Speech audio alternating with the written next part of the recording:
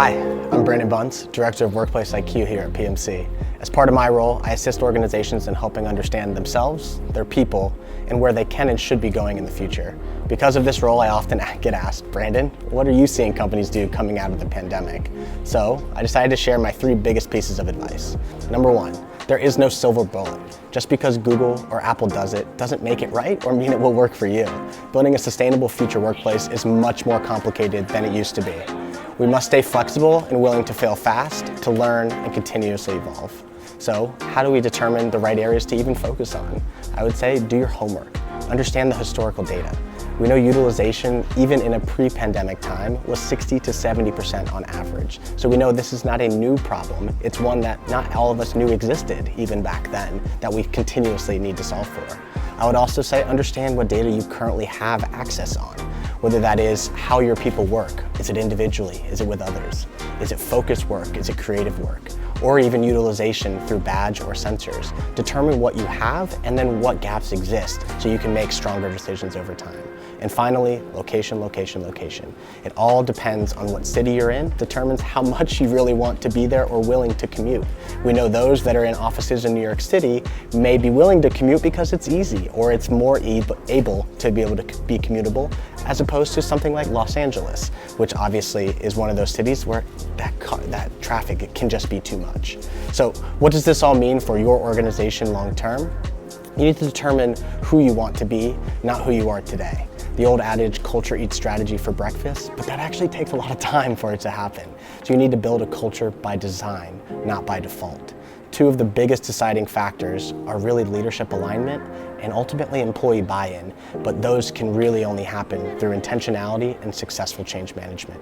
The cost of employee turnover is one of the largest costs that can be avoided by any organization.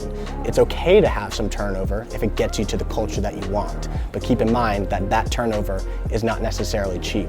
We see that it can be as low as $25,000, upwards of $100,000 just to replace a frontline employee. So if that's happening on a regular basis, those costs may be too much for some organizations to handle. We've also seen companies really start to force their employees back in, but seeing 40 or 50 resignations in one day may not be something that every organization can handle either. So what I would say to close is it's really important to find the right balance. Make sure that leadership is on board and stay true to that aligned culture, and you will ultimately be successful. So how do we determine where do we even start or what areas to focus on?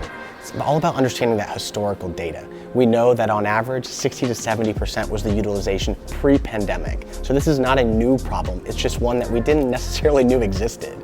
I would also say understand what other data access you have, whether that's how your people work. Is it individually?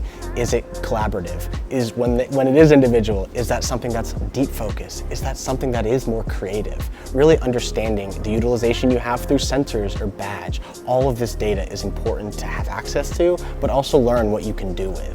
Ultimately, it's all about location. We're starting to see certain cities become more commutable, and some cities people are just saying it's not going to happen. So what does that look like long term? You know, we have some good friends in the industry, and one of them works for a great organization called Meta. They said in their New York City office, they go in 5 days a week because they have a sushi bar, they have a cryogenic chamber as part of their facilities, and those are things they just don't want to turn down. Those are luxuries to have. But that same individual said if they worked in their Los Angeles office, they would not go in 0 days a week.